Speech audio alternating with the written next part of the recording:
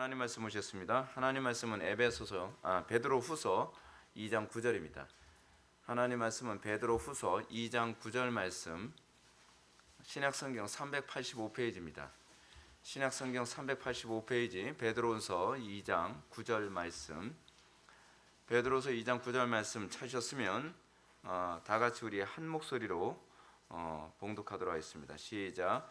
주께서 경건한 자는 시험에서 건져내 줄 아시고 불의한 자는 형벌 아래 두어 심판 날까지 지키시며. 아멘. 이 시간은 철로역정 61번째 강의가 되겠습니다. 적은 믿음이라는 제목으로 하나님 말씀 증거하도록 하겠습니다. 적은 믿음. 먼저 본문 한번 볼까요? 배신자라는 자가 강한 7줄에 묶여 7 귀신에 의해 끌려가는 모습을 보고 크리스천은 소마에게 말했다. 이 근처에서 착한 사람이 당한 일에 대해서 들었던 것이 생각이 납니다. 그 사람의 이름은 적은 믿음이었는데 착한 사람이었고 진실이라는 도시에서 살았습니다. 적은 믿음에게 일어난 일은 다음과 같습니다. 우리가 지금 지나가는 통로에는 넓은 문으로부터 내려오는 샛길이 있는데 죽은 자의 골목길이라고 부릅니다. 왜냐하면 살인자들은 보통 그곳에서 살인을 저지르기 때문입니다. 적은 믿음도 순례의 길을 가다가 그곳에 앉아 있게 되었고 잠이 들었습니다. 그때 넓은 문으로부터 억센 3명의 건달이 샛길을 따라 내려왔습니다. 새 건달의 이름은 약한 마음, 불신, 범죄였습니다. 새 건달은 적은 믿음을 보고 그가 있는 곳으로 속도를 내어 달려왔습니다. 그때 적은 믿음은 바로 잠에서 깨어나서 순례길을 떠나려고 하였는데 새 건달이 모두 달려오면서 적은 믿음에게 위협하는 말로 서라고 명령하였습니다. 하얗게 질린 적은 믿음은 싸울 힘도 도망칠 기력도 없었습니다. 먼저 약한 마음이라는 자가 적은 믿음에게 지갑을 내놓으라고 말했습니다. 적은 믿음은 자신의 돈을 잃어버리는 것을 싫어했기 때문에 주저하였습니다. 그러자 불신이 적은 믿음에게 달려들어 손을 적은 믿음의 주머니에 집어넣고 은전 주머니를 빼냈습니다. 돈을 빼앗긴 적은 믿음은 도둑이야 하고 소리 지르자 범죄가 곤봉으로 적은 믿음의 머리를 내려쳤습니다. 적은 믿음은 땅에 쓰러졌고 죽을 것처럼 피를 많이 흘렸습니다. 그동안 건달들은 옆에 서 있었습니다. 그러나 마침내 길에서 어떤 이가 오는 소리를 듣고는 그가 좋은 확신이라는 도시에 살고 있는 대은혜가 아닌가 하여 적은 믿음을 버려둔 채 불이 나게 달아났습니다. 잠시 후 정신이 돌아온 적은 믿음은 일어나 휘청거리면서 길을 갔습니다. 이것이 이야기의 전부입니다. 다행스럽게도 적은 믿음은 천국에 들어가는 증명서를 건달들에게 빼앗기지는 않았다. 그러나 강도를 만난 이후 불평이 가득 찬 생활을 하였다.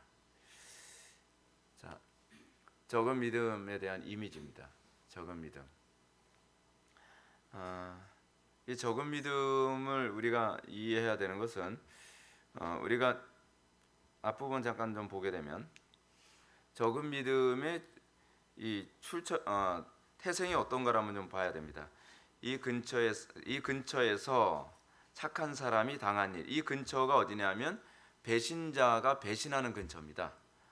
그러니까 배도하는 시대에 배도와 비슷한 유형의 사람이 있다는 걸 얘기하는 겁니다. 비슷한 유형인데 배도하는 것처럼 보이는데 이 사람은 구원받은 사람이라는 거예요. 근데 구원받은 사람들 중에서도 배도와 비슷한 모습을 띠는 사람들이 있습니다. 그 사람들이 적은 믿음이죠. 그런 적은 믿음의 사람과 배도한 사람을 과연 어떻게 구분할 수 있는가, 이런 부분도 청교도 시대의 아주 중요한 관심사 중에 하나였습니다. 그래서 이 적은 믿음의 출생 배경을 보게 되면 그 사람의 이름은 적은 믿음이었는데 착한 사람이었고 진실이라는 도시에서 살았습니다. 이 사람이 삶의 배경이 어디예요? 진실이라는 도시에서 산 사람입니다. 그래서 적은 믿음에게 일어난 일을 이렇게 쭉 훑어보게 되는 것이죠. 자, 그래서 우리가 이 본문 말씀부터 먼저 보겠습니다. 베드로서 2장 9절 말씀을 오늘 말씀 보게 되면 주께서 경건한 자는 시험에서 건질 줄 아시고 불의한 자는 형벌 아래 두어 심판 날까지 지키시며 라고 말씀합니다. 오늘 본절은 4절에서부터 시작된 심판과 구원의 신뢰에 대한 결론입니다.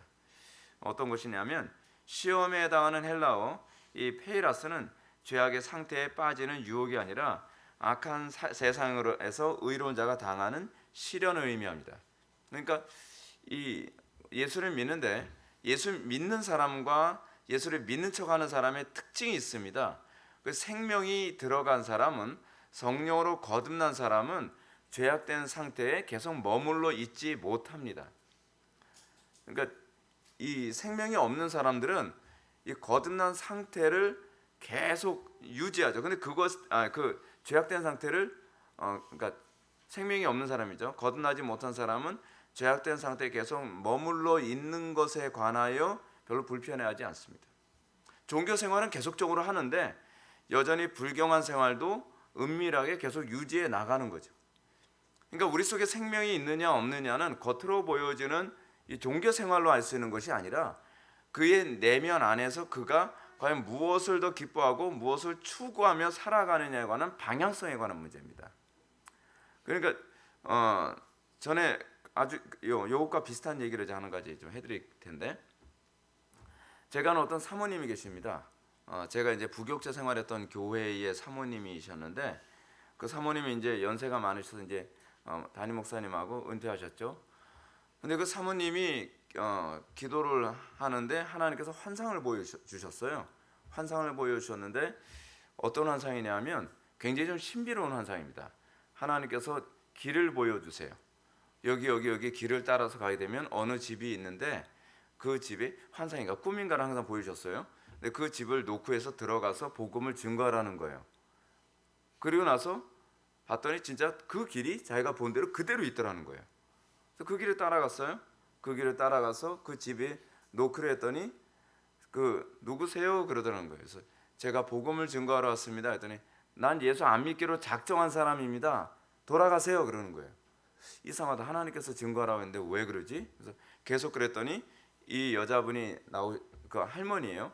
할머니가 나오시더니 하는 얘기가 내가 예수 안 믿겠다는데 왜 자꾸 사람을 못 살게 구냐고 막 그러는 거예요. 그러니까 이 사모님이 뭐라고 말씀하시냐면 하나님께서 구원받을 자 여기 있다고 그러셔서 보내셨습니다. 그래서 복음을 증거하러 왔어요. 그랬더니 화들짝 놀란다는 거예요. 화들짝 놀라면서 펑펑 우는데 그 이유가 뭐냐면 자기가 6.25 동란 때 예수를 부인했대요. 예수를 부인해서 나는 이제 지옥 갈 사람이야. 나는 이제는 구원받을 수 없어. 내가 배도했는데 내가 어떻게 구원을 받을 수 있겠어? 라고 생각하면서 아예 그냥 천국 가는 건 포기하고 그렇게 살고 있었던 분이었던 거예요. 근데 그렇게 살면서 속에 온갖 암도 생기고 병이 많이 생겼겠죠. 영적으로 굉장히 피폐해져 있으니까. 그 상태에서 이제 죽을 날만 기다리면서 그렇게 있었는데 갑자기 어떤 분이 오셔서 하나님께서 복음을 증거하라고 그러면서 얘기를 하니까 하나님께서 나를 버리신 줄 알았는데 날 버리지 않으셨구나. 내가 택한 백성이 맞나 보다 라고 생각하면서 너무나 감격해하고 울면서 그 자리에서 복음을 받아들이고 완전히 새로운 인생을 살게 됐다는 거예요. 여러분, 그러니까 우리가 뭐 배도했다 뭐했다 했을 때 우리는 너무 쉽게 이렇게 생각해서는 안 된다는 겁니다. 그게 이제 존 버년 당시에 배도가 굉장히 많이 있는, 그러니까 배도가 일어날 수밖에 없었던 게 박해가 너무 심하니까 사람들을 막 죽이고 고문하고 재산을 뺏고 어려움이 점점 심해져 가니까 그 중에서 믿음이 약한 사람들의 중 가운데에 배도한 것처럼 보여주는 사람이 있고요. 이제 마치 거듭나지 않은 사람처럼 보이는 사람이 있고 어떤 사람은 거듭나지 않았기 때문에 배도한 사람이 있고, 근데 이걸 구분해야 되는, 이 부분을 분별해야 되는 목회적인 어떤 이 분별이 굉장히 필요했던 거죠.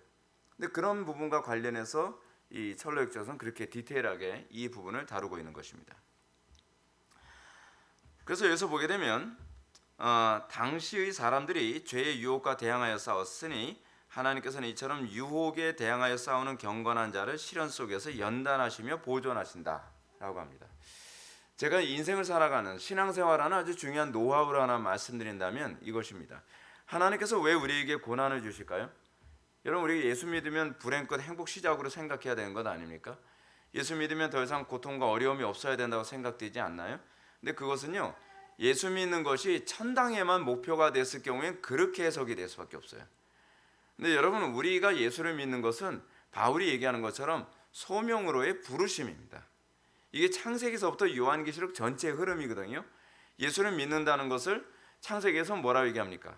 에덴의 경작을 위해서 하나님께서 아담과 하와를 창조하셨다. 그렇죠? 그리고 계속 이 부분에 관해서는 아브라함에 관해서도 하나님께서 말씀하시고요. 아브라함을 왜 선택하셨다고요? 너는 복이 될지라 너로 인하여 만민이 뭐예요? 복을 받으리라. 그러니까 아브라함이 구원을 받은, 선택을 받은 이유가 뭐냐면 복의 근원으로 삼기 위해서, 그걸 창세기 언어로는 경작자가 되게 하기 위해서 그를 선택하셨다라고 말씀하시는 거죠. 그리고 나서 아브라함이 이삭을 낳고요. 이삭이 또 하나님으로부터 소명을 받는데 이삭에게도 하나님께서는 아브라함에게 했던 언약을 동일하게 하시죠. 여러분, 이게 아브라함의 하나님, 이삭의 하나님, 야곱의 하나님이라고 하는 언약의 계승 과정이거든요. 근데 이삭도 뭐라고 하냐면 너로 말미암아 만민이 복을 얻으리라 라고 얘기하고, 그리고 나서 에서와 야곱을 낳죠. 에서와 야곱을 낳는데 야곱은 어때요? 하나님, 나도 이 만민이 나로 인하여 복을 얻는 그 기업을 내가 받기 원합니다.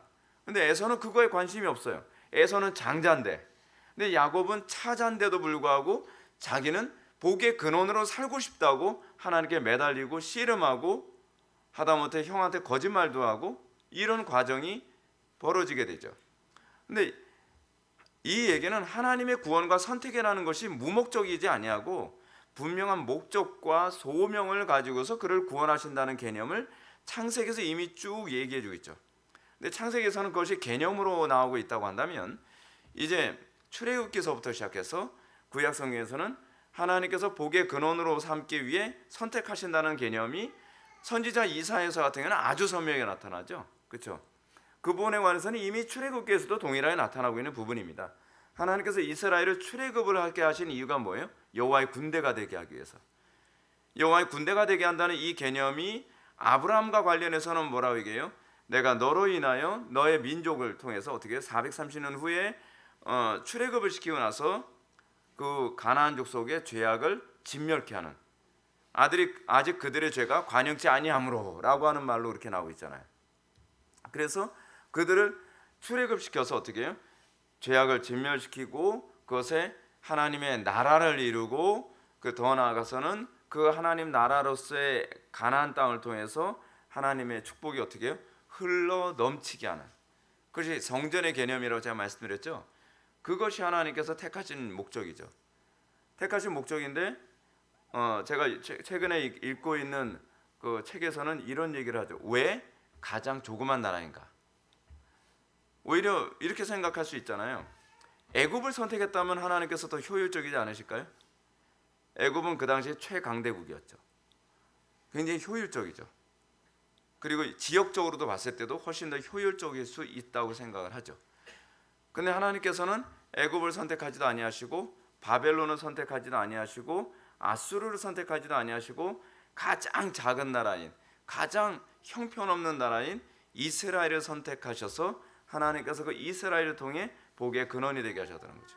왜요? 복의 근원의 주체는 하나님이시지 그들의 강대함과 그들의 지혜와 그들의 능력에 있는 것이 아니다라고 하는 것을 만방에 보아 알게 하기 위한 하나님의 지혜죠. 그렇죠? 그리고 하나님께서는 선지자 이사야를 선택해서 어떻게 합니까? 선지자 이사야를 통해서 나를 위하여 이 복음을 전할 자가 누구냐? 주여 내가 가겠나이다. 그러니까 구원이 항상 뭐하고 맞물려 들어가요? 소명과 맞물려 들어가죠. 근데 제가 무슨 말씀 드리려고 이런 말씀 드리냐면, 소명 어떻게 감당하죠? 깡다구로요? 소명은 그렇게 감당하는 게 아니에요.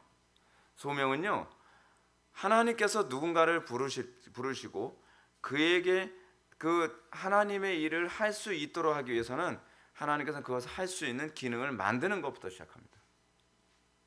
그러니까 이래요. 우리 구원 받았어요. 구원 받고 나면 곧바로 쓰임 받는 게 아니죠. 쓰임 받을 수 있는 그릇으로 만들기 시작을 하십니다. 그 우리는 뭐라고 하죠? 연단이라고 하죠. 연단. 연단을 하면서, 연단 없이 하나님께 쓰임 받으면 어떻게? 여러분, 거듭났다고 해서 모든 사람들한테 복의 근원 되는 거 아니죠. 거듭났어도요, 그 안에 여전히 죄악된 본성, 고집, 시기심, 질투, 욕심, 뭐 싸나움, 게으름, 온갖 죄악들은 여전히 같이 붙어 있는 상태거든요. 그러니까 하나님의 일을 하는 데서 하나님의 영광을 가리지 않도록 하기 위해서 하나님께서는 하나씩 하나씩 다 제거해 나가시죠. 예. 연단하시고 그리고 때가 되면 쓰시죠. 때가 되면 쓰시는데 쓰임 받는 그 과정에서도 그 다음에는 어떻게 하나님께 쓰시냐면 이래요. 이게 신약에 나오는 표현인데 작은 일에 충성하는 거 보면은 그걸 통해서 더 큰 일을 맡기시죠. 근데 하나님께서 우리에게 자꾸 어떤 고난을 주신단 말이에요. 이게 이제 이거를 이런 식으로 얘기합시다. 이렇게 이해하시면 돼요. 왜 다윗이 사자, 곰, 그리고 늑대 같은 야수들을 그 목양을 하는 데서 그런 어려움에 당하게 하셨을까요? 문제가 이겁니다. 하나님께서 어느 날 갑자기 다윗에게 갑자기 용기를 주셔서 네 눈에 보이지? 저 골리앗 때려 눕혀. 그렇게 안 하신다는 거예요. 하나님께서는 그 일을 위해서 스텝 바이 스텝으로 그 일을 감당할 수 있는 그릇을 굉장히 상식적이죠. 하나님은 굉장히 상식적이고 굉장히 합리적입니다. 하나님께서는 당신의 백성들을 쓰시는데 그냥 하루아침에 그냥 막 다윗에게 야 15 소년 다윗 이스라엘 통일시켜. 그렇게 안 하시죠. 이스라엘을 통일시키는 데 있어서도 뭐예요? 다 스텝 바이 스텝이에요. 그릇을 만들어 가시면서 그 사역에 적당한 자가 되게 하시죠. 근데 문제가 뭐냐 하면 이스라엘 역사 안에서요 그렇게 만들어지는 과정 없이 하나님께 쓰임 받는 것 같았던 사람들이 있어요. 그 대표된 케이스가 누구예요? 사울이죠. 사울이 하나님께 쓰임 받았냐 말이에요. 그릇이 안 돼 있는 거예요. 이미 하나님께서는 굉장히 상식적이라니까요. 그릇으로 만들어 가시면서 그 그릇에 맞는 사역을 하나님께서 허락하세요. 근데 우리는 어떻습니까? 제가 옛날에 중고등부 사역할 때 보면 꼭 맨날 떼쓰면서 우는 여자애들이 있어요. 뭐냐면 아니 왜 자기 노래 잘하는데 왜 찬양 인도자 안 세워주냐는 거예요. 속으로 대놓고 얘기하면 또 삐지니까 목소리는 좋은데 인간성이 틀려 먹었어.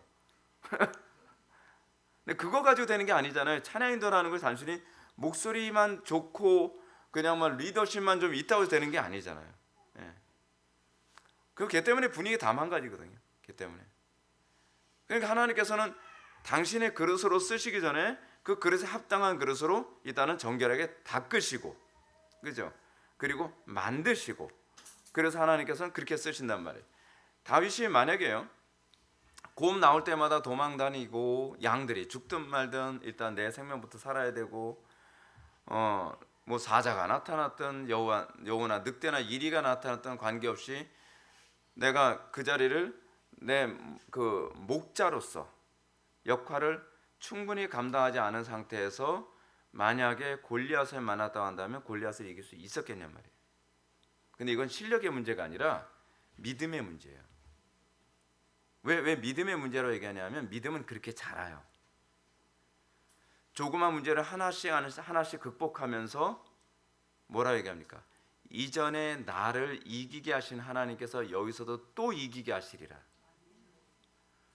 믿음은 그래요. 믿음이 어느 날 갑자기 그 뻥이요 하면서 막 커지는 게 아니에요. 우리 동네 그 옛날 어렸을 때 옛날 우리 동네 얘기 나오는데 우리 동네 그 제가 살던 동네가 십정동이거든요. 십정동이 왜 십정동인지 아시죠? 예. 열십에 우물정자에서 십정동이에요.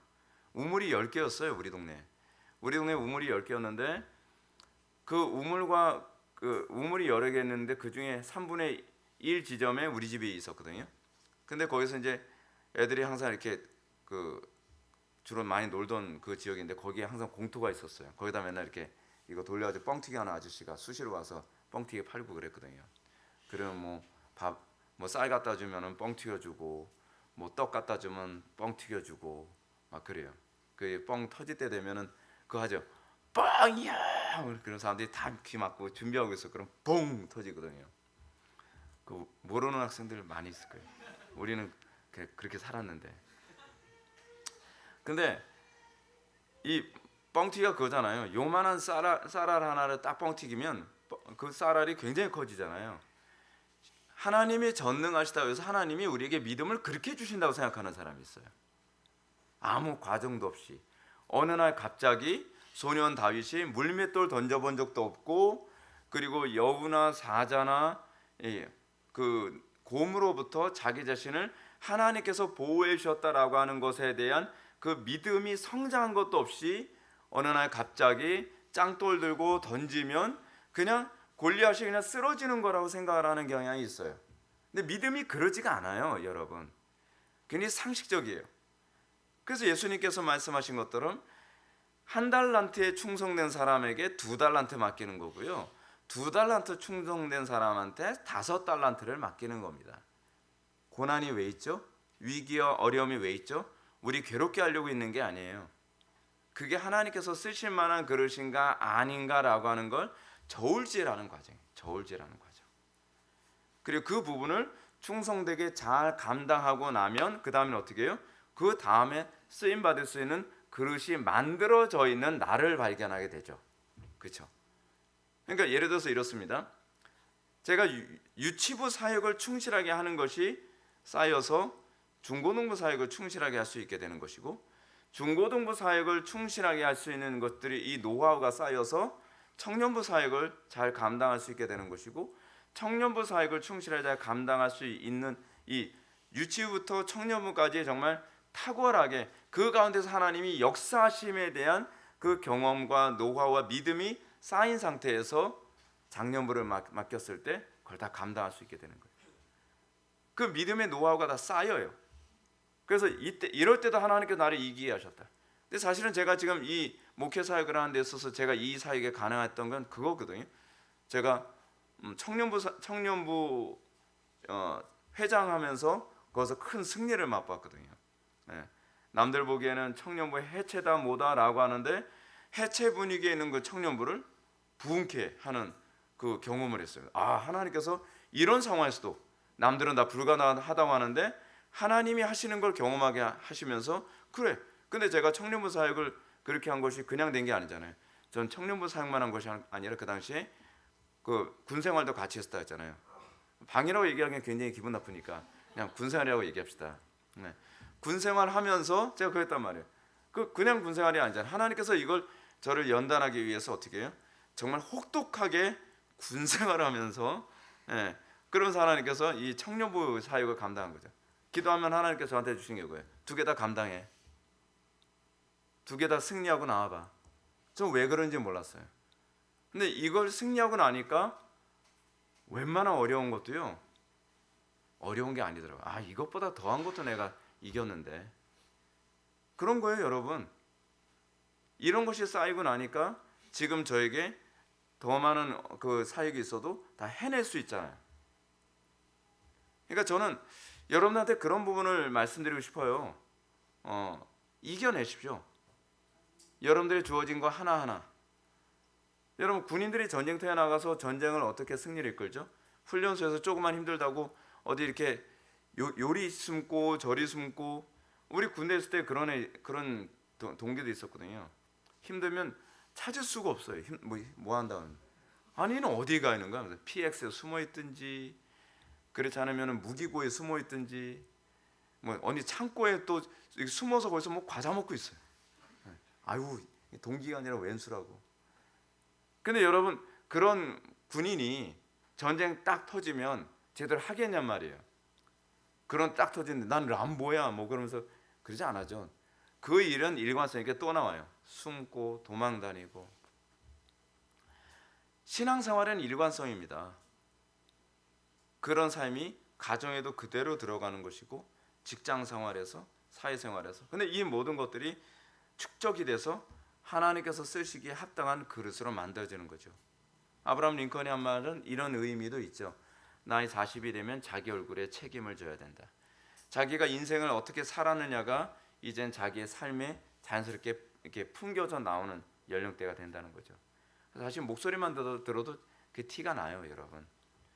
그 사람 목소리의 발성 또는 행동들, 그 신기하게 다 나와요. 걸음걸이, 뭐 그런 것들. 성도의 견인교류가 이 가르침과 연결됩니다. 성도는 이 세상에서 비록 나약하지만 하나님의 은혜 안에서 끝까지 믿음을 지킬 수 있게 됩니다. 신자는 시험을 당하지 않는 사람들이 아닙니다. 시험을 이기는 존재입니다. 그냥 단순히 이기는 것을 통해서 구원의 확신을 강화시켜주는 것뿐만 아니라 더 큰 싸움을 이겨낼 수 있는 사람으로 만들어내는 과정이라고 생각을 해야 된다는 사실입니다. 그래요. 그래서 그리스도인들은 대단한 거예요. 그래서 그리스도인들은 멋있는 겁니다. 제가 학교 다니면서 레포트 쓰고, 학교 다니면서 제가 전도사 생활하고, 학교 다니면서 제가 진리를 찾기 위해서 살았던 이 삶이 그대로 목회에도 연결이 돼요. 그러니까 학교 다닐 때 레포트 쓰기 싫어했던 친구들은 지금도 글쓰기 여전히 싫어하죠. 학교 다닐 때 전도사 생활 충실하게 안 했던 친구들은 지금도 목회 생활하면서 아무리 목사 한 소리를 받았다고 하지만 성실하게 할 수는 없겠죠. 그렇지 않아요? 사람이 그렇게 하루아침에 바뀌지 않습니다. 스텝 바이 스텝으로 하나님은 우리를 바꾸실 때도 그 스텝 바이 스텝으로 바꿔가십니다. 그러면서 그릇으로 만들어 가시는 거예요. 대성 싶은 나무는 떡잎만 봐도 안 다르잖아요. 하나하나. 대부분 신학교 생활을 성실하게 한 사람이 목회를 대부분 잘한다 그럽니다. 근데 그거는 예외가 없어요. 이미 신학교 다닐 때 교수님들이 알아봅니다. 야, 쟤는 목회 잘하겠는데. 근데 실제로 그렇거든요. 제가 알아본 그 동기가 하나 있거든요. 야, 저 친구는 목회하면 사기치겠는데. 했더니 그렇게 목회하더라고요, 진짜. 진짜로 그래요. 그 일관성에서 사람 특별한 일이 있지 않는 한 변하지 않습니다. 누구랑은 얘기할 수 없어요. 근데 이게 불의한 자는 형벌 아래 두어 심판 날까지 지키신다고 얘기합니다. 이는 그들을 보호하신다는 말이 아니라 형벌 안에 계속 거하게 하신다는 겁니다. 여러분, 무엇이 형벌인 것 같습니까? 노예 상태에 있는 것이 형벌 아닌가요? 죄의 노예 상태에 계속 있는 겁니다. 여러분, 어떤 사람은 죄의 노예 상태에서 계속 있고 싶어서 안달이하고 하면서 그걸 피해가려고 애쓰는데 여러분, 그게 형벌입니다. 사실은요. 우리에게 무엇이 복이냐면 그 죄의 노예 상태로부터 날마다 해방되어 자유인의 삶을 살아가는 것이죠. 그런 사람이 정말 자유의 가치를 알게 되지 않습니까? 어저께 근현대사 이제 그 강의를 들었는데 제가 미국인들을 보면서 굉장히 감동받았던 부분이 그겁니다. 자기 아버지가 한국 전쟁에서, 우리 때는 6.25 동란이라 했어요. 근데 한국전에서 전쟁을 하니까 자기 아버지가 장교죠. 그러니까 그 아들이 뭐라 하냐면, 아버지 나도 그 전쟁터에 들어가 있어야 하면서 지원을 하는 거예요. 여러분 생각을 해봐요. 자기 나라 전쟁도 아닌데 우리나라 전쟁이라도 도망갈 궁리하는 사람이 있는데, 그리고 여러분 우리 그런 얘기하지 않나요? 뭐 유대인들이 자기네 나라에서 전쟁이 일어나면 외국에 있는 유대인들도 그 나라 전쟁에 참전한다. 그것도 어느 정도 이해를 할 수 있죠. 왜죠? 자기네 나라 전쟁이니까. 자기네 나라 지키자고 하는 전쟁이니까. 근데 자기하고 아무 관계가 없는 나라의 그 사람들의 자유를 지켜주겠다고 부자가 전쟁터에 간다는 거예요. 아버지가 이 한반도에서 전쟁이 아주 참혹하게 일어나고 있다고 하는 그 전쟁터에 아버지가 있으면, 아버지가 돌아가시면 나라도 가정을 지켜야지, 그렇게 생각할 수 있잖아요. 명분이 충분하죠. 근데 그 아들이 오히려 아버지가 간 전쟁터에 나도 가서 싸우겠다는 거예요. 이유인즉슨 그들에게 자유를 주기 위해서, 우리가 누리는 자유를 그들도 누리게 하기 위해서 나도 가겠다는 거예요. 저는 이해를 못하겠어요. 솔직히 우리 상식으로는 이해가 안 돼요. 아니, 남의 나라 사람이 노예가 되든 남의 나라 사람들이 공산치하에서 짓밟히든 그거가 지대로 운명이지, 그렇지 않습니까? 근데 미국의 젊은이들은, 그 20대 젊은이들은 그렇게 생각을 안 한 거예요. 이 자유는 확산시켜야 되고 우리만 누리는 것이 아니라 다른 사람들도, 다른 민족도, 그리고 다른 피부색을 가진 사람도 그 자유를 누릴 자격이 있다고 생각한 거예요. 제가 정말 또 충격받았던 게 그거예요. 아이젠하워 대통령, 아직 대통령 되기 전인데 한국전에서 전쟁을 하고 있었던 장군이었는데, 아이젠하워 아들이 그랬다 하잖아요. 아빠, 나도 한국전에 참전하겠습니다. 그러니까 아이젠하워가 그랬다 했잖아요. 내가 만약에 대통령이 될지도 모르는데 그런 상태에서 네가 포로로 잡히기라도 하면 어떻게 하겠냐. 그러니까 그 아들이 단호하게 이렇게 얘기하죠. 만약에 제가 포로로 잡힐 것 같으면 스스로 목숨을 끊겠습니다. 그럴 가치가 있나요? 내가 왜 목숨을 그렇게 바쳐가면서 내가 스스로 내 목숨을 끊어가면서 한반도의 전쟁터에 나가서 이 한국인들을 위해 싸워줘야 될 이유와 명분이 충분한가요? 근데 저는 거기서 기독교를 봤어요. 우리는 그게 기독교라는 걸 너무 몰라요. 나 하나 예수 믿고 천당 가면 나머지는 뭐 어떻게 되든 난 아무 상관이 없다. 나라가 뭐 쓰레기가 되든 뭐가 되든 난 관계없다. 그건 기독교가 아니죠. 그건 이기주의죠. 종교적 이기주의죠. 우리는 사실은 이해 못해요. 왜냐하면 우리는 죄의 노예로 살아가는 걸 만족스러워하거든요. 자유의 가치를 모르거든요. 전 요즘에 민주주의에 대해서 공부하면서 자유에 대한 가치가 점점 더 선명하게 보이기 시작해요. 아, 자유가 이렇게 위대한 거구나. 자유를 위해서 목숨을 걸고 싸울 만한 가치가 있는 거구나. 근데 우린 그걸 모르고 살죠. 근데 그 자유가 가치 있다는 걸 어디서 깨닫게 되는지 아세요? 내가 죄로부터 자유로워지는 거. 내가 세상으로부터 자유로워지는 거. 내가 주의 계명을 지킬 수 있는 자유가 생겼다는 거. 과거에 우리가 자유가 없을 때는 어때요? 주의 계명을 지키려 해도 지켜지지가 않죠. 왜요? 나는 죄의 노예니까. 그렇죠? 나는 혈기의 노예고, 나는 음란의 노예고, 나는 재물의 노예고, 나는 명예의 노예고, 나는 게으름의 노예이기 때문에 그 율법을 지킬 자유가 나한테 없어요. 근데 예수를 믿고 나서 그 진리가 나를 자유케 하는 거예요. 어떻게 해요? 이제는 내가 그것을 지킬 수 있는 자유. 거기서 우리는 기쁨을 누리죠. 근데 자연인들의 문제가 뭡니까? 노예 상태에서 풀어주겠다고 복음을 전가하면 짜증을 내죠. 화를 내죠. 죽이려고 하죠. 왜요? 자기는 자유보다 노예로 사는 게 좋기 때문에. 그게 자유의 가치를 모르는 사람들의 특징이에요. 복음이 들어오기 전에 우리 대한민국 사람들이 그런 사람들은 아니었나요? 저는 지금도 그런 것 같아요.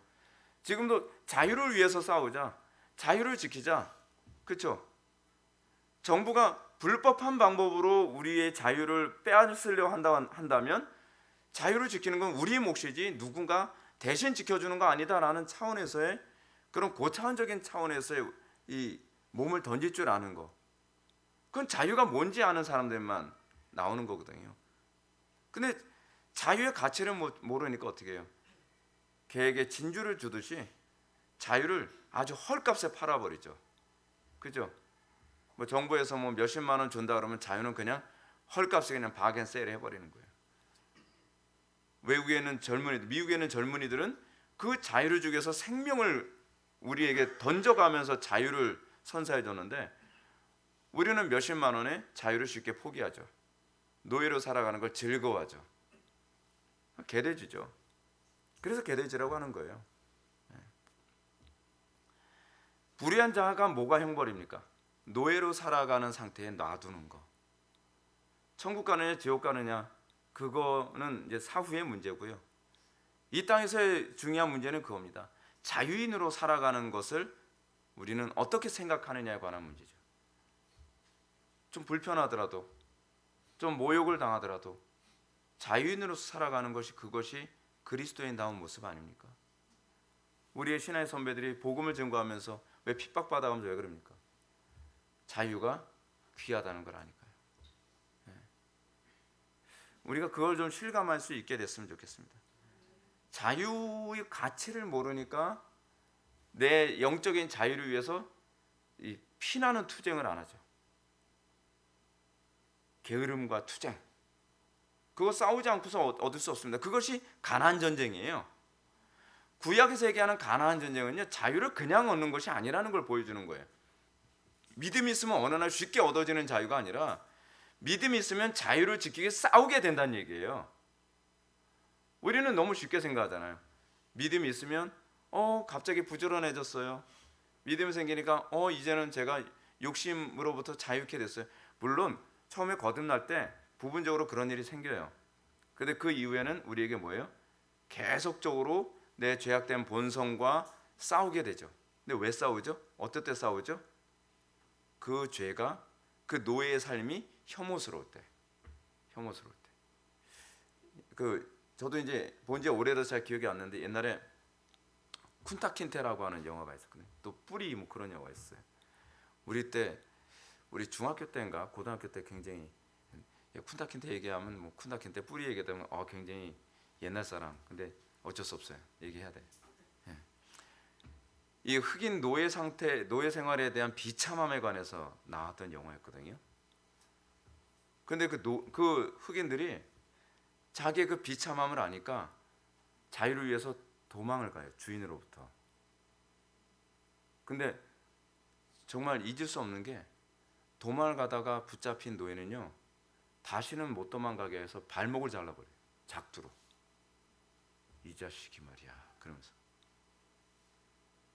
근데 그럼에도 불구하고 왜 도망갈까요? 자유가 그렇게 소중하다는 건 아니까. 바보 같은 노예들은 그러겠죠. 아니 그냥 노예로, 좀 불편해도 노예로 시키는 대로 살면 얼마나 좋아. 그게 애굽의 이 히브리인적 사고방식인 거죠. 고기만 먹여준다면 노예로 살아도 좋아. 근데 깨어있는 흑인은 그렇게 생각하지 않은 거죠. 잘 먹고 못 먹고를 떠나서 자유다. 자유를 위해서 몸을 던지는 거죠. 남북전쟁이 그거였잖아요.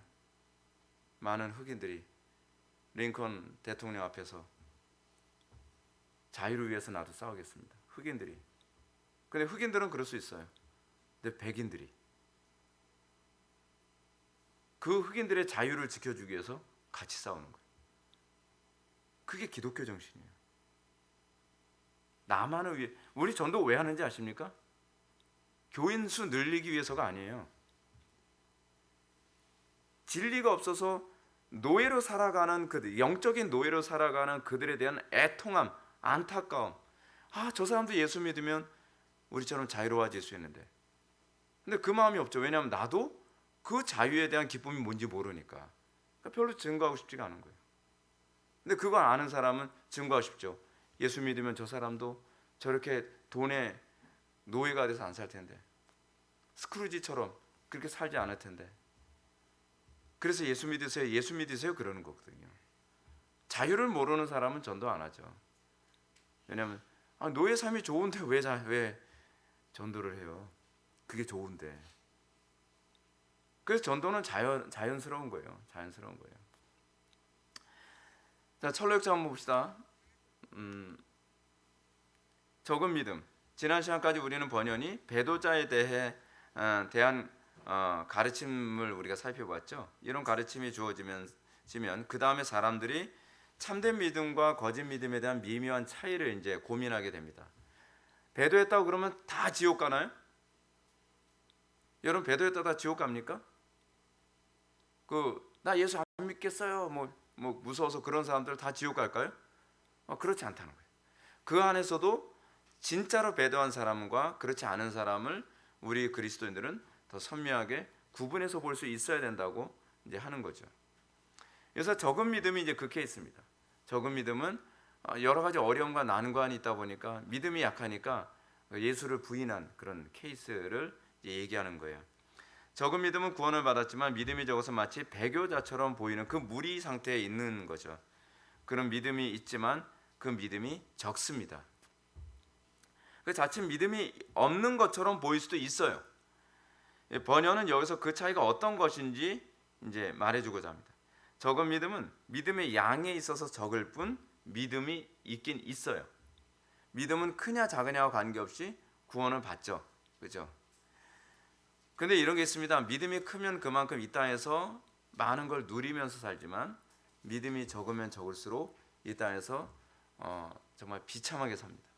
왜냐하면 예수 믿음에 대한 기쁨과 충만함이라는 게 뭔지 모르고 살아가니까요. 그런 사랑, 겸손, 인내라는 믿음의 필수 요소를 구성하고 있어요. 그런데 그것이 너무 적어서 있는지 없는지 잘 안 보여요. 그건 마치 무엇과 똑같으냐면 금은 금인데 14K 그리고 뭐 24K 금의 순도 차이죠. 금의 순도 차이지만 뭐 8K도 있나요? 아 이건 무슨 지금 이 K가 나오니까 갑자기 이 해상도가 자꾸 떠올라가지고 4K 뭐 이 해상도 아니고요. 24K 금 얘기하는 거죠. 여러분 우리가 그것도 둘 다 금이잖아요. 금은 금이에요. 가치가 떨어지는 거죠. 삶의 가치가 떨어지죠. 여기서 작은 믿음도 믿음이기 때문에 안 죄도 된다고 생각하면 안 됩니다. 우리는 그러죠. 그렇죠 목사님. 제대로 오늘 복음 듣게 됐네. 8K도 금이죠. 14K도 금이고 뭐 24K도 금이니까 천당은 가겠죠. 그렇게 결론을 도전하지 마시라니까요. 그렇게 결론 도출 안 하면 곤란해요. 왜냐하면 참된 믿음은요 자기 믿음이 적은 거에 만족하지 않아요. 진짜 믿음이 들어가면 믿음이 나는 왜 적은가 때문에 고민해요. 이게 정상이에요. 이게 정상. 그렇잖아요. 그게 정상이죠. 여러분 뭐 아까 뭐 해상도로 얘기했으니까 얘기해 봅시다. 뭐 8K든 뭐 4K든 뭐 24K는 없지만 영상 뭐 선명도가 좀 떨어지면 어때? 어차피 영상 보는 건데 그러나요? 그렇지 않잖아요. 더 선명할수록 좋은 거죠. 그거에 안목이 열릴수록 믿음의 안목이 있으면 믿음이 들어왔다는 건 이제 안목이 열렸다는 거거든요. 그럼 거기는 어떻게 해요? 더 온전한 걸 추구하는 본능이라는 게 작용해요. 이 하나님께서 우리에게 주신 놀라운 특징이 있거든요. 미술에 대한 안목이 딱 열리잖아요. 그러면 그거로 만족이 안 돼요. 거기서 더 온전한 것에 대한 욕구가 생겨요. 신앙은 그 특성이 더 강해요. 왜냐하면 신앙은 생명이기 때문에. 작은 믿음이든 큰 믿음이든 천국은 가겠지. 그렇게 절대로 안 됩니다. 이건 가짜 믿음을 가진 사람들이 이렇게 흔히 하는 얘기예요. 목사님들 중에서도 이렇게 얘기하면 곤란합니다. 그 목사님이 진짜 영혼들을 사랑하고 자기가 정말 그 믿음을 경험해 본 사람이라고 한다면 교인들한테 소위 그 4K에 만족하도록 얘기하면 안 돼요. 이거 지금 해상도로 얘기하게 돼버리는데 금의 그 순도가 떨어져도 그래도 금은 금이야 천당은 갑니다 그 소리 못합니다. 왜요? 우리가 그렇게 되면 이 땅에서 너무 영적으로 비참해요. 세상적으로 여러분 돈 좀 많고 성공하고 출세하고 향락 누리며 살면 행복할 것 같아요. 그거는 안 믿는 사람들 얘기예요. 안 믿는 사람들은 하나님이 없으니까 그거로 그냥 만족하려고 해요. 근데 우리가 하나님을 일단 알게 되면요 그거에 나를 더 비참하게 만들어요. 행복하지가 않아요. 하나님 안에서 비로소 행복을 누리게 되고 그 안에서만 비로소 만족이 무엇인지를 알기 시작합니다. 배도를 했다고요? 가짜 진짜 믿음이 있는데 배도한 사람은요 배도해도 마음 편하게 못 삽니다. 근데 믿음이 없는 상태에서 배도를 한 사람은요 마음 편하게 삽니다. 왜요? 그건 배도라고 생각 안 해요. 그 사람은 배도가 아니라고 다양한 방식으로 계속 합리화시킵니다. 일평생 그렇게 합리화시키면 살아갑니다. 양심을 죽이는 거죠. 그러면서 굉장히 편안하게 살아가요. 굉장히 그걸 이렇게 얘기하죠. 무슨 배도야 배도는 이것도 다 그냥 일종의 다른 종교에 대한 배려지. 이런 식으로 얘기하면서 그만큼 자기가 원하는 육신의 욕망과 명예, 성공을 더 누리면서 살아가야 되는 그것을 굉장히 만족스러워합니다. 근데 진짜 구원받은 심령이라고 한다면 믿음이 적어서 배도를 했을 경우에는요 이게 무슨 소용이냐. 내가 돈을 더 많이 벌면 뭐하고 내가 안전하면 뭐하고 내가 좀 더 편안하면 뭐하겠나. 이것 때문에 괴로워서 견디지 못해요.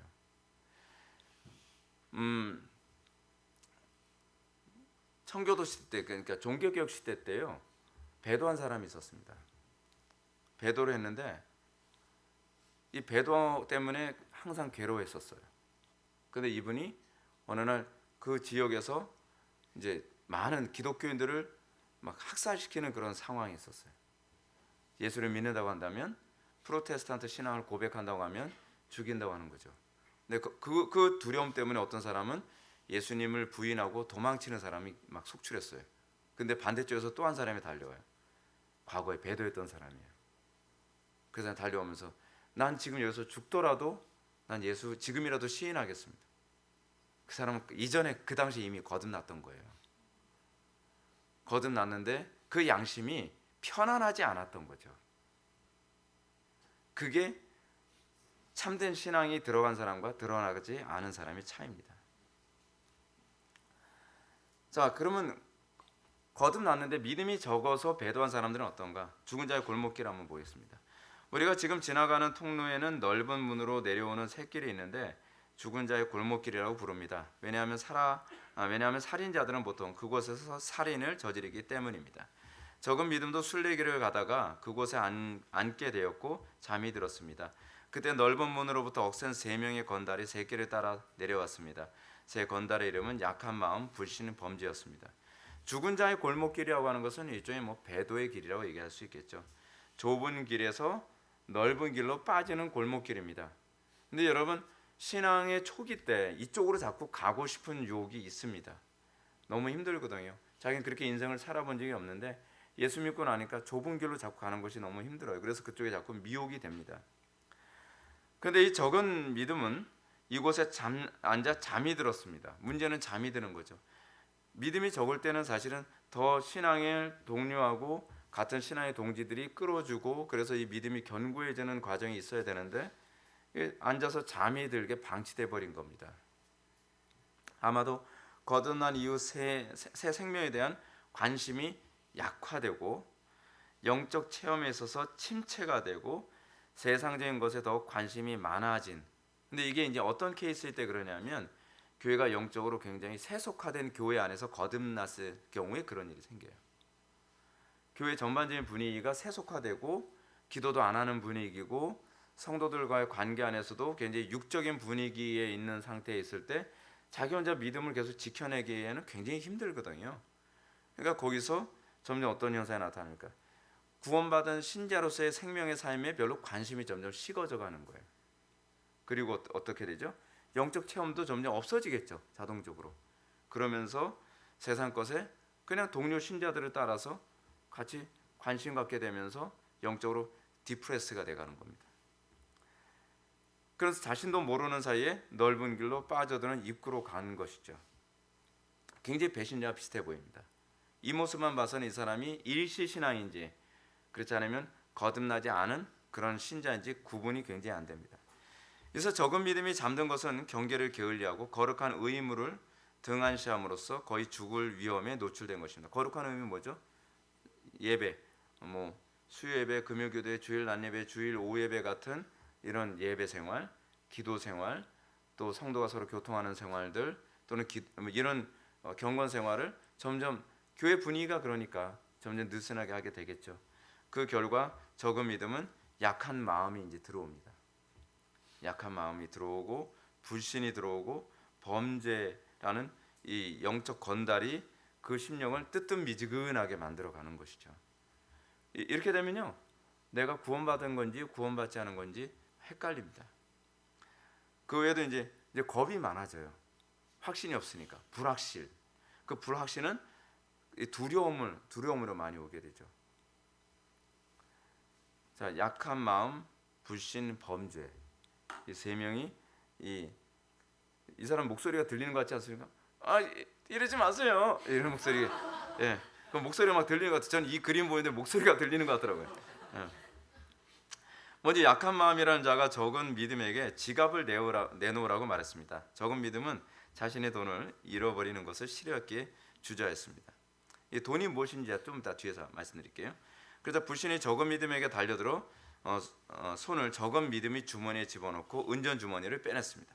돈을 빼앗긴 적은 믿음은 도둑이야 하고 목소리도 어땠을지 막 들리는 것 같죠? 예. 소리 지르자 범죄가 곤봉으로 적은 믿음의 머리를 내려쳤습니다. 적은 믿음은 땅으로 쓰러졌고 죽을 것처럼 피를 많이 흘렸습니다. 그럼 약한 믿음이 무엇이냐? 약한 마음이 무엇이냐? 이 평안과 소망 같이 성도에게 금과 은 같은 보물을 내어 놓으라고 위협하는 거예요. 이게 뭐죠? 마음이 약해지니까 이걸 내가 꼭 지켜야 되나? 말아야 되나? 믿음과 소망? 이 평안과 소망, 이거 지키기 위해서 내가 이렇게까지 살아야 되나 마음이 약해지는 거예요. 이게 우리 속에 와서 강탈하기 시작을 하는 겁니다. 이건 성령께서 주시던 담대함과는 또 굉장히 다르죠. 그래서 여러분 믿음이 점점 멀어지게 되면요, 은혜가 점점 떨어지게 되면 그 사람 마음속에 자꾸 약한 믿음이 자꾸 와요. 어려움 생기면 내가 이렇게 어려움을 내가 극복하면서까지 신앙생활 해야 되나, 사람들하고 갈등해 가면서까지 이렇게 신앙생활 해야 되나, 자꾸 이런 약한 마음이 자꾸 생기거든요. 그러면서 어떻게 해요? 가질 거 평안과 소망 같은 거 걔한테 줘버리라 그래. 지금 내가 불안한데. 그렇게 되는 거죠. 그렇게 되는 겁니다. 근데 이건 거듭난 상태라도 다르질 않아요. 여러분, 거듭났다 거듭나지 않았다는요 뭐냐면 그 마음의 일관성이 생겼느냐 생기지 않았느냐 차일 뿐이에요. 사실은요, 성령께서 부어줬을 때 그 부분에 대한 힘이 생겨서 신자다운 열매가 나타나는 거죠. 그래서 영적으로 디프레스가 아주 심하면 이 사람이 거듭났는지 거듭나지 않은지 외적으로는 거의 알기가 힘들어요. 내면 안에서 그 속에 그 구원받은 신자로서의 생명이 꿈틀대는지 안 되는지는 거의 자기만 감지할 수 있을 정도가 되거든요. 근데 자기도 잘 감지를 못하는 사람들도 있어요. 자, 이것과 관련된 그 예도 제가 좀 이따 드릴게요. 그 다음에 뭐예요? 불신입니다. 불신은 약한 마음의 주머니에 손을 넣어 돈주머니를 빼앗죠. 이건 좀 더 이제 심각한 상태가 되는 겁니다. 약한 마음이 되면 어떻게 해요? 그냥 이것저것 타협하게 되고, 타협하게 되면 어떻게, 그 다음에 불신이 들어와서 불신이 어떻게 해요? 내 심령 속에 있는 평안과 소망을 빼앗아가 버리죠. 그래서 거듭났는데 평안과 소망이 없어지는 거예요. 그죠? 비록 성령으로 거듭난 성도라도 이 마음이 약해져서 세상과 적당히 타협하게 하며 살게 되면 불신이 들어와, 거듭났어도 불신 들어옵니다. 지옥을 안 갈 뿐이지. 불신이 들어와 그 마음속에 유지되던 평안과 그런 안식이 사라져 버리는 거예요. 그러면서 어떤 현상이 나타납니까?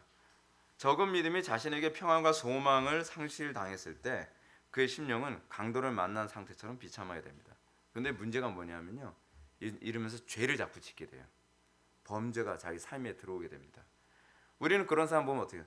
저 사람이 일시야, 저 사람 거듭나지 않은 게 틀림없어, 그렇게 봐서는 안 돼요. 그거로만으로도 알 수 없어요. 근데 이런 사람들의 특징이 뭐냐면, 이런 사람은 그래도 이 믿음의 뿌리를 잡으려고 안간힘을 쓴다는 거예요. 안간힘을 씁니다. 그는 이전에 죄로부터 자유롭게 된 것으로부터 다시 돌아가 죄의 지배를 당하게 되는데요, 죄의 지배 아래 있는데 문제는 죄의 지배를 즐거워하지 않아요. 이게 자연인과 거듭난 사람의 차이예요. 자연인들은 점점 죄를 즐기게 돼요. 죄의 지배가 그냥 달콤하게 느껴져요. 오히려 그렇죠. 아이고 뭐 맨날 뭐 예수 믿는 것만 강요할 때보다 이제는 편안해, 진작에 이렇게 살 걸. 이거는 그 속에 생명이 없을 때 나타나는 특징이에요. 근데 그 속에 생명이 있는 사람은 죄의 지배 가운데 들어가게 되면 그때가 좋았는데, 내가 자유로울 때가 좋았는데, 죄의 지배 가운데 있지 않았을 때가 좋았는데, 그 상태가 돼요. 여기서 딱 이게 구분이 딱 지어지죠. 그래서 큰 은혜, 그래서 적은 믿음은 큰 은혜가 다가옴으로 위기를 모면합니다. 그것은 영적으로 심한 침체 상태에 빠진 상태에서도 하나님의 은혜는 그의 택하신 백성들을 절대로 외면하지 않고 도우심을 말합니다. 만약 이 상태로 방치됐으면 사실은 이 적은 믿음이 가지고 있는 모든 보화를 다 뺏길 뻔했던 거죠. 돈만 뺏겼지 보화까지 뺏겼을 겁니다.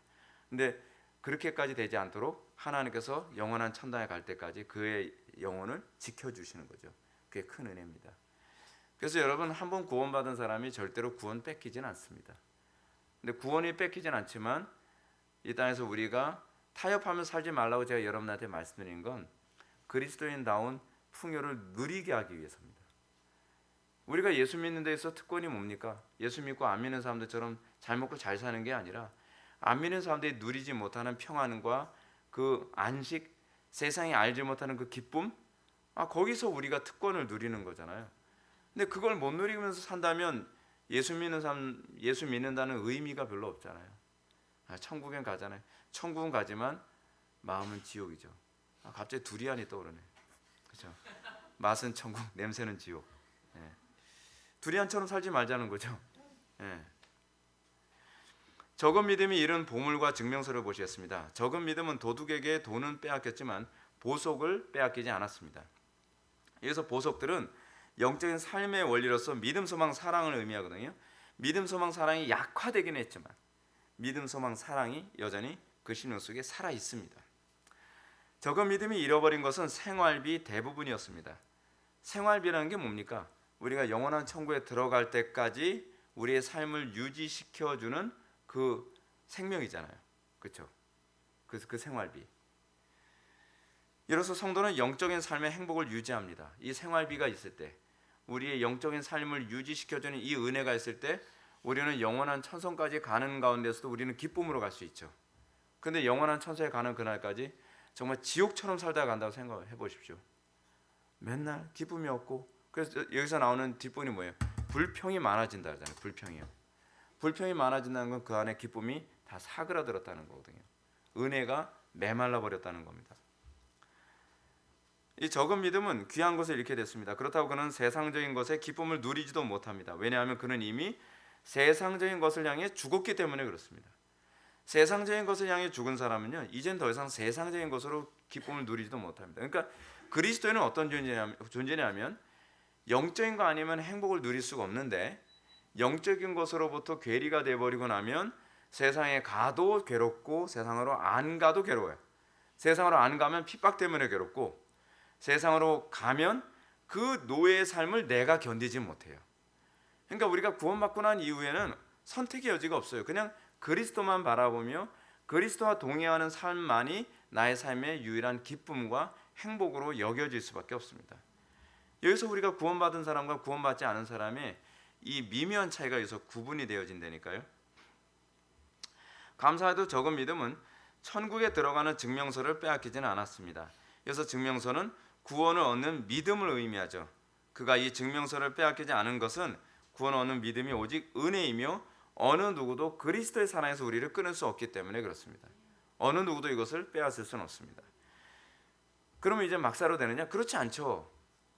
막사로도 된다고 생각하는 건 세상이 즐거운 사람들이 하는 소리입니다. 우리가 하나님의 영광의 아름다움을 보고 그 기쁨으로 살아가는 사람은 그렇다고 해서 세상에서 막 살지는 않습니다. 살 수가 없습니다. 왜냐하면 그것이 이제는 나에게 기쁨이 아니니까. 여기서 중요한 점은 적은 믿음이 보석에 대한 생각이 나서 위로를 받았다고 하는 사실입니다. 이것이 바로 그의 경건이 진짜임을 보여줍니다. 현실적으로는 괴로운데 자기 속에 보석은 여전히 있는 거예요. 믿음이 있고요, 소망이 있고 사랑이 있습니다. 그것을 바라보면서 그나마 안도합니다. 우리 속에 그것을 항상 바라볼 수 있어야 되는 거죠. 왜냐하면 참된 신자는 비록 배도자처럼 살고 있다 하더라도 내 마음속에 하나님과 이웃에 대한 사랑, 그리고 영원한 천국에 대한 소망, 그리고 이 하나님을 믿는 믿음이 여전히 존재하거든요. 예전에 우리 교회에서 신앙생활하다가 교회를 떠난 어떤 분이 있었습니다. 그분하고 이제 어떻게 떠나고 난 이후에 잠깐 얘기를 좀 할 수 있는 기회가 있었는데, 신앙생활 굉장히 열심히 했었어요. 열심히 했었고 우리 교회에서 이제 세례도 받았고요. 근데 그분이 그런 얘기합니다. 내가 회복의 교회에서 정말 열심히 은혜 생활했었는데 그게 뭐에 홀려서 그랬던 건가? 라고 생각을 해요. 그러니까 무슨 얘기냐면 은혜의 상태에서 떠났을 때 진짜 거듭난 사람은요 그렇게 느껴지지가 않아요. 근데 이게 은혜 상태에서 거듭난 것이 아니라 한때 그 은혜의 부유함에 잠깐 데워졌다가 나가게 되면 그게 내 마음이 아니었다는 거죠. 그러니까 우리가 정말 두려웠게 여겨야 되는 것이 그겁니다. 우리가 은혜 상태 딱 떨어져 나오면 내가 그냥 회복의 교회 그 분위기에 그냥 휩쓸려서 내가 그런 걸 좋다고 생각했었던 건가? 이게 굉장히 위험한 겁니다. 이제는 세상으로 돌아갔을 때 내가 믿음이 적어서 세상으로 다시 돌아가게 됐다 할지라도 어떤 반응이 나오냐면 왜 세상이 즐겁지가 않지? 왜 세상에 내가 예전에 추구하던 것에 대해서 추구하고자 하는 마음이 안 생기지? 그리고 왜 난 다시 생명 대신 그리스도께로 다시 돌아가야 된다고 하는 이 마음을 지을 수가 없는 거지, 이런 사람이 복된 사람인 걸 믿으시기 바랍니다. 세상에서는 어떻게 보면 좀 비참해 보일 수도 있지만 그 속에 생명이 있는 사람들에게만 나타나는 특징입니다. 그래서 이거죠. 자기 소유를 빼앗긴 것을 탄식하며 사는 적은 믿음. 거듭난 참 신자는 비록 세상의 유혹에 넘어가 타협을 하여 생활비 전부를 빼앗겼다 할지라도 결코 예전처럼 육신적인 즐거움으로 삶을 살 수가 없습니다. 그가 성령으로 거듭난 이후에 맛보게 된 영적 삶의 행복을 회복시키길 바라는 마음으로 살아갑니다. 이 그림이 굉장히 표현을 잘했는데요. 다시 돌아가고 싶은 거예요. 다시 과거의 그 은혜의 상태로 돌아가고 싶은 거예요. 세상으로 돌아가도 예전처럼 예수 믿기 이전 때처럼 즐겁지가 않은 거예요. 하나님, 나를 멀리하지 마시고 주의 성령을 다시 회복시켜 주셔서 그 은혜의 기쁨, 감격 다시 회복시켜 주시고 변치 않는 마음 내 마음에 주소서. 이게 사실은 이 약한 믿음에게서 나오는 특징입니다. 그 은혜가 회복되기 전에는 견딜 수가 없어요. 견딜 수가. 어떤 것으로도 술을 마셔도 해결이 안 되고 세상에 쾌락에 빠져도 해결이 안 되고 오로지 다시 그리스도께로만 돌아가야 이 기쁨이, 이 만족이 채워질 것 같아서 그림이 굉장히 표현을 잘했죠. 그가 성령으로 거듭난 이후에 맛보게 된 영적 삶의 행복을 다른 것으로는 채울 수 없다는 걸 알게 됩니다. 그런데 문제는 뭐냐면 적은 믿음은 이렇게 상실한 은혜를 회복하는데 매우 미약합니다. 하려고 다시 회복하려고 애를 쓰다가도 또 주저앉고 또 주저앉고 또 주저앉고. 근데 이 적은 믿음 같은 경우에는 사실은 다른 공동체 안에 지체들의 도움이 굉장히 필요합니다. 다른 지체들의 기도가 필요하고요. 그리고 격려가 필요하고, 그리고 강단에서 생명력 있는 말씀이 계속적으로 선포되어지고 같이 기도하는 이 풍토 안에서 아주 서서히, 근데 빨리 회복이 잘 안 돼요. 이런 분들이 아주 서서히 힘겹게 회복이 됩니다. 근데 여러분, 힘겹게 회복된다 해서 무조건 나쁘지 않습니다. 왠지 아십니까? 힘겹게 회복한 사람은 그만큼 더 이상 양보를 안 하려고 듭니다. 내가 다시 그 과거의 상태로 돌아가는 건 용납할 수 없어. 그때는 너무 괴로웠어. 그래서 이걸 더 지켜내기 위해서 더 철저하게 살아가려고 하는 그런 태도가 나타나게 되죠. 그런 돈을 잃어버린 생각이 다시 살아날 때마다 슬픔에 잠깁니다. 그렇죠? 나 과거에 정말 은혜로웠는데, 과거에 난 정말 하나님을 열심히 섬겼는데, 과거에 난 정말 열정이 있었고 예수 믿는 평안과 기쁨이 있었는데, 막 이 생각이 자꾸 자기를 괴롭히는 거예요. 그럼에도 불구하고 그 어려움을 극복하지 못하며 살아갑니다. 이것이 적은 믿음의 특징이죠. 그래서 적은 믿음과 에서의 차이를 보아야만 합니다. 적은 믿음은 영원한 것과 신령한 것을 사모하는 반면에 에서는 육체를 따라 살아가는 것을 즐거워합니다. 그렇죠? 적은 믿음은요, 자기가 배도한 것 같아도 다시 돌아가고 싶은 그 회귀 본능이 계속적으로 작용하기 때문에 괴로워합니다. 잊혀지지가 않아요. 근데 에서는 그거를 만족해합니다. 한때는 울죠. 왜냐하면 그때 당장 내 장자로서의 재물을 다 뺏겼다고 생각하니까, 유산을 다 뺏겼다고 생각하니까. 근데 시간 지나면 다시 살만해요. 다시 뭐 사는데 뭐 별로 지장 없네, 그렇게 되는 거죠. 영적 유익을 상실할 때만 분노할 뿐, 시간이 지나면 그것에 대한 미련과 슬픔은 사라지고 개가 그 토한 것을 다시 먹는 것을 즐거워합니다. 왜냐하면 애시당초부터 영원한 것을 자기의 양식이라고 생각하지 않고 살았기 때문에 그런 거죠. 우리가 이 마지막 시대를 살아가면서 우리가 끊임없이 내 심령 속에 영원한 생명이 있는가를 점검하는 것은 우리가 사탄에게 오는 수많은 미혹으로부터 우리 자신을 지켜내는 데 굉장히 유익이 됩니다. 여러분들이 믿음을 잘 지키시고, 그리고 그 믿음 안에서 항상 견고하며 또 성도들을 서로 격려해서 믿음의 선한 싸움에서 항상 주님께 영광 돌리며 살아가는 영적 그 동료 군인이 되도록 서로 섬길 수 있는 저와 여러분들 되기를 주님의 이름으로 축원합니다. 기도하시겠습니다. 사랑이 많으신 하나님, 우리가 오늘 이 시간 철로 역정을 통해서 적은 믿음의 특징을 살펴보았습니다. 우리가 이 적은 믿음 가운데 있을지라도 우리가 주님의 은혜를 구하여 더 온전한 신앙생활을 추구하게 하여 주시고, 특히 신앙생활한 지 얼마 안 된 지체들이 적은 믿음 상태에서 주저앉지 않게 하여 주시고 여기서 더 성장해서 하나님께 크게 영광 돌리는 십자가 군병이 되도록 은혜 베풀어 주옵소서. 예수님의 거룩하신 이름으로 기도올옵나이다.